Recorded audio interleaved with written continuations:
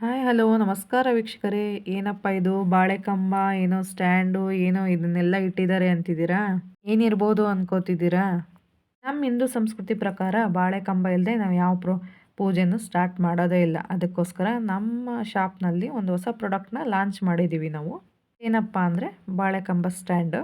ನಮ್ಮ ಈ ಒತ್ತಡದ ಜೀವನದ ನಡುವೆ ನಮ್ಮ ಒಂದು ಬ್ಯುಸಿ ಶೆಡ್ಯೂಲ್ನಲ್ಲಿ ದಾರ ತೊಗೊಂಡು ನಾವು ಟೀಪೈ ಕಟ್ಟೋದು ಅದಕ್ಕೆ ಕಟ್ಟೋದು ಇದು ರಿಸ್ಕಿ ನಮಗೆ ತೊಗೊಳ್ಲಿಕ್ಕೆ ಆಗಲ್ಲ. ಎಷ್ಟೋ ಸತಿ ದಾರಗಳು ಸಿಗೋದಿಲ್ಲ. ಅದಕ್ಕೋಸ್ಕರ ಪ್ರಾಡಕ್ಟ್ ಕಬ್ಬಣದಲ್ಲೇ ಸಿಗುತ್ತೆ, ರೆಡಿ ಮಾಡಿದ್ದೀವಿ. ಕಬ್ಬಣ ಪೂಜೆಗೆ ಶ್ರೇಷ್ಠ ಅಲ್ಲ, ಅದಕ್ಕೋಸ್ಕರ ನಾವು ಕಟ್ಟಿಗೆಯಿಂದ ರೆಡಿ ಮಾಡಿದ್ವಿ. ಎಷ್ಟು ಅಟ್ರಾಕ್ಟಿವ್ ಆಗಿದೆ ನೋಡಿ.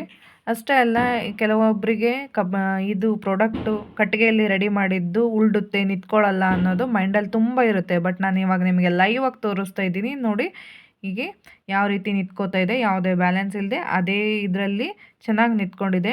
ಇದಕ್ಕೆ ಮೊಳೆಯಲ್ಲಿ ಸಿಕ್ಸಿರೋದ್ರಿಂದ ತುಂಬ ಸ್ಟೇಬಲ್ ಆಗಿ ನಿಲ್ಲುತ್ತೆ. ಆಮೇಲೆ ಎಷ್ಟೇ ದಪ್ಪ ಇದ್ದರೂ ಎಷ್ಟೇ ಉದ್ದ ಇದ್ರೂ ಇದು ಚೆನ್ನಾಗಿ ನಿಲ್ಲುತ್ತೆ ನೋಡಿ. ನಿಮಗೆ ಲೈವ್ ಆಗಿ ತೋರಿಸ್ತಿದ್ದೀನಿ ಎಷ್ಟು ಚೆನ್ನಾಗಿ ನಿಂತಿದೆ ಕಂಬ. ಎಷ್ಟು ಇದು ಇದ್ರೂ ನೋಡಿ ಫ್ರೆಂಡ್ಸ್. ಹಾಗಂತ ನೀವು ಕಬ್ಬಣದಲ್ಲಿ ಸಿಕ್ಕರೆ ಇದೇನಪ್ಪ ಇದು ಕಟ್ಟಿಗೆಯಲ್ಲಿ ರೇಟ್ ಜಾಸ್ತಿ ಇದೆ ಅಂದ್ಕೋಬೇಡಿ.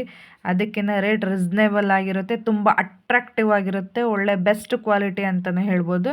ಹೀಗೆ ಬನ್ನಿ, ಆರ್ಡ್ರ್ ಮಾಡಿ ಬೇಗ ತಗೊಳ್ಳಿ. ನಿಮ್ಮ ಮನೆಯ ಹಬ್ಬವನ್ನು ಬಾಳೆಕಂಬ ಸಿಗಿಸುವ ಕಟ್ಟಿಗೆ ಸ್ಟ್ಯಾಂಡಿನೊಂದಿಗೆ ಪೂಜೆ ಮಾಡಿ ದೇವರನ್ನು ಸಂಪನ್ನೆಗೊಳಿಸಿ. ಮತ್ತೆ ಇದೇ ಥರ ಒಂದು ಹೊಸ ಪ್ರಾಡಕ್ಟ್ನೊಂದಿಗೆ ನಾನು ನಿಮ್ಮನ್ನು ಸಂಪರ್ಕಿಸುತ್ತೇನೆ. ಬಾಯ್ ಬಾಯ್, ಟೇಕ್ ಕೇರ್.